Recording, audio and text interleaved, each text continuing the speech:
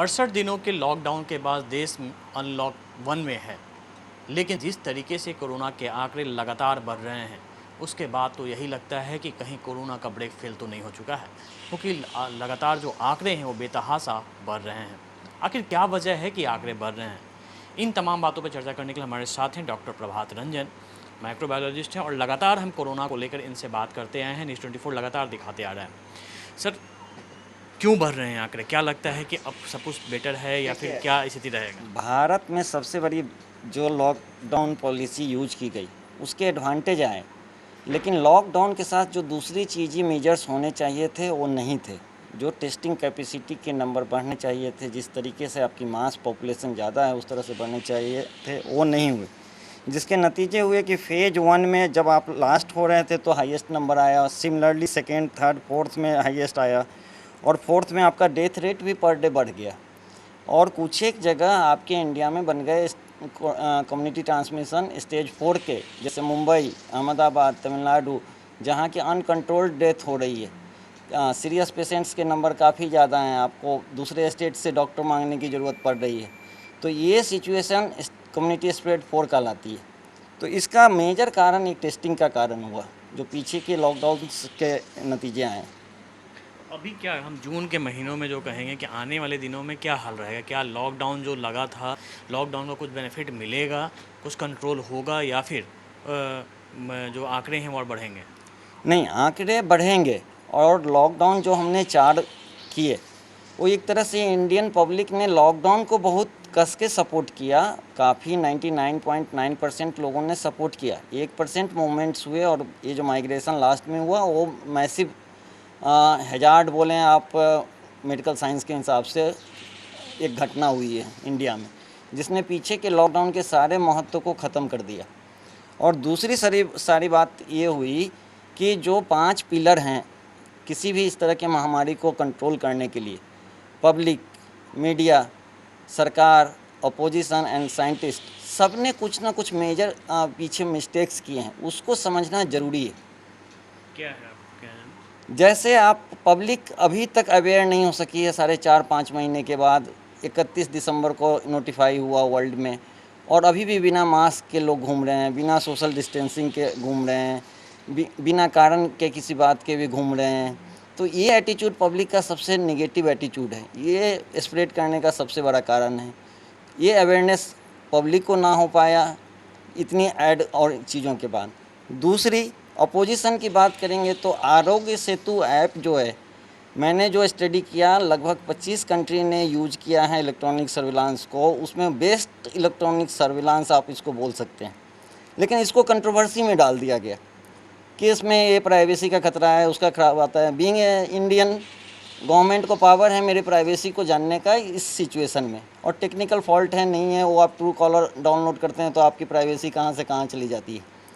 तो इसके कारण क्या हुआ कि बहुत लोगों ने आरोग्य सेतु को डिलीट मार दिया, डाउनलोड के नंबर्स घट गए। तो ये एक बैड इम्पैक्ट हुआ।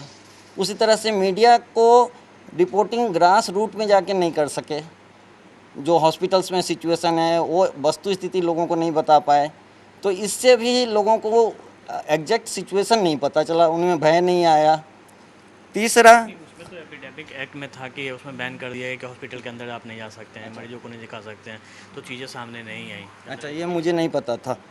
और दूसरा कि वर्ल्ड के साइंटिस्ट और इंडियन साइंटिस्ट जो भी रिसर्च करके लोग बात बोले, उसमें बहुत सारे साइंटिस्ट लोगों ने और मेडिकल फील्ड के लोगों ने सेंसेशनल बनाने की कोशिश की। सेंसेशनल नहीं बने, वो सेंसेशनल बनाया कि वैक्सीन बन गया, थेरेपी स्टार्ट हो गई, वैक्सीन बनने वाली है, कंप्लीट होने वाली है, एक नई थेरेपी इलाज हो गई, आ गई इजराइल में।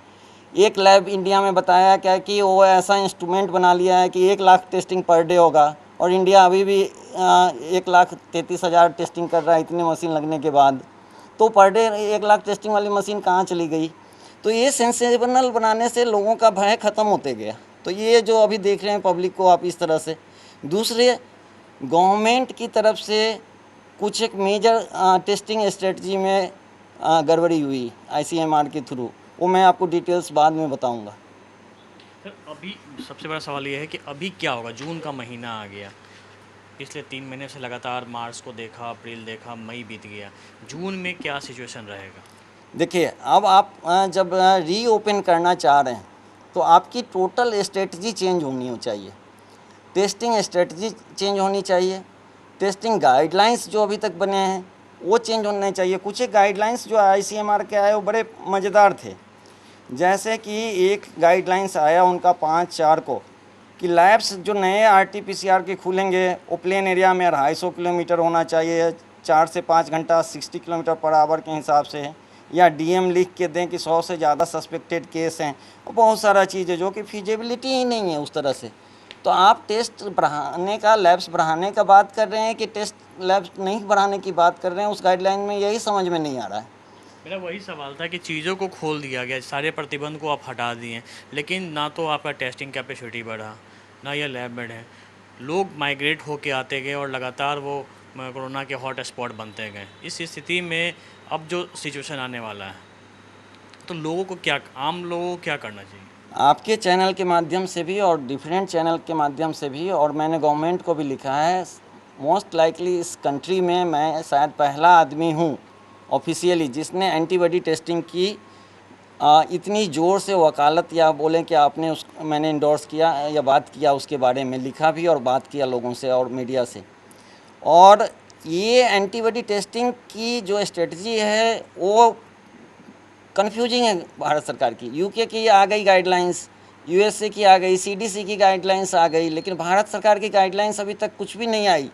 और बीच में आई तो एक तो IgM टेस्टिंग की रैपिड किट टेस्ट जो आई वो अननेसेसरी की दूसरे कंट्रोवर्सी में, मुनाफाखोरी की कंट्रोवर्सी में फंस गई, जिसके कारण से जो एक वीपन था वो ख़त्म हो गया। और ख़ासियत क्या है इस एंटीबॉडी टेस्टिंग की, जब आप हाई प्रिविलेंस, जहाँ पे जैसे मुंबई में बहुत ज़्यादा अभी डेंसिटी है पॉजिटिविटी की, वहाँ यदि आप इसको टेस्ट करते हैं, IgG IgM दोनों को यूज करते हैं, रैपिड किट से या ELISA से गवर्नमेंट ने कर दिया है, तो पॉजिटिव प्रेडिक्टिव वैल्यू आपका 95% तक सही हो जाता है। लो वाले में कम है, लो एरिया में, लेकिन हाई एरिया में ये पॉजिटिव प्रोडक्टिविटी 95% है। मतलब आपका ये कहना है कि जिस तरीके से चीज़ों को खोला गया, अब जो है खतरा जो है और ज़्यादा बढ़ गया है, कम नहीं हुआ है, बनिस्बत कि वो ज़्यादा बढ़ गया है। आपको टेस्टिंग को आप एकदम ओपन कर देना होगा कि जितने मेथड्स गवर्नमेंट ने अप्रूव करके रखे हैं CDC के इसके साइट पे, कंट्रोलर ऑफ ड्रग इंडिया के साइट पे, ज़्यादातर केस ऐसे आ रहे हैं जिनमें कोई लक्षण नहीं है लेकिन वो अब निकल रहे हैं पॉजिटिव। हाँ, तो उनको आप छोड़ेंगे तब ना वो करवाएंगे जाके, वो अपना IgG करवाएं, IgM करवाएं, किसी भी लैब में हो सकता है, हर डिस्ट्रिक्ट टाउन में हो सकता है इंडिया के, और वहाँ मशीन लगी हुई है, अलग से कोई इंफ्रास्ट्रक्चर नहीं जाना है। आप RT-PCR की गाइडलाइंस देखेंगे कि कैसे लैब इस्टेब्लिश करना है, तो it is one of the most difficult part. तो ये सबसे बड़ी फेल्योर है अभी तक हमारी। बिल्कुल निश्चित तौर पे जिस तरीके से आंकड़े बढ़ रहे हैं और चीज़ों को खोल दिया गया है, सारे प्रतिबंध हटा दिए गए, ऐसी स्थिति में अब खतरा और ज़्यादा बढ़ गया है। दूसरी बात, मैं देश के साइंटिस्ट और डॉक्टरों से बोलना चाहता हूँ, अभी उनके पास बहुत बड़ी रिस्पॉन्सिबिलिटी है। अभी एपिडेमियोलॉजी एसोसिएशन के लोगों ने मिलके ये बात बोला क्या कि आने वाला समय भयानक है और ख़तरा बढ़ेगा, और 35-40 लोगों ने उस पर साइन करके बोला। आप सबको इंडिविजुअली बोलना चाहिए, आपको मैनेज करना है इस क्राइसिस को। ये क्राइसिस मैनेजमेंट पार्ट डॉक्टर्स के द्वारा होना चाहिए, एडमिनिस्ट्रेशन पार्ट एडमिनिस्ट्रेटिव ऑफिसर के द्वारा होना चाहिए। टेस्टिंग गाइडलाइंस एम्स के डायरेक्टर, PGI के डायरेक्टर, निम्हांस के डॉक्टर्स, ये सब मिलके गाइडलाइंस बनाए कि किसका टेस्ट करना है, किसका टेस्टिंग नहीं करना है। ICMR सिर्फ रिसर्च पार्ट में रहे कि उसको क्या रिसर्च करके साबित करना है कि ये टेस्ट सही है या गलत है। टेस्टिंग स्ट्रेटजी जो है वो ICMR बहुत ही गंभीर मुद्दा उठा रहे हैं। इनका साफ तौर पे कहना है कि जो गाइडलाइंस जो जारी हो रही हैं उसमें जो विशेषज्ञ होने चाहिए, वो डॉक्टर होने चाहिए जो बताएंगे, लेकिन जो एडमिनिस्ट्रेटिव पार्ट है वो देखा जा रहा है और ICMR गाइडलाइन कर रही है जिसका काम रिसर्च करना।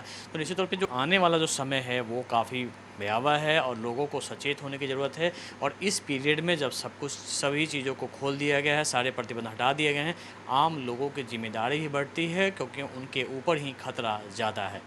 कैमरा सनी के साथ अमिताभ ओझा, पटना न्यूज़ 24।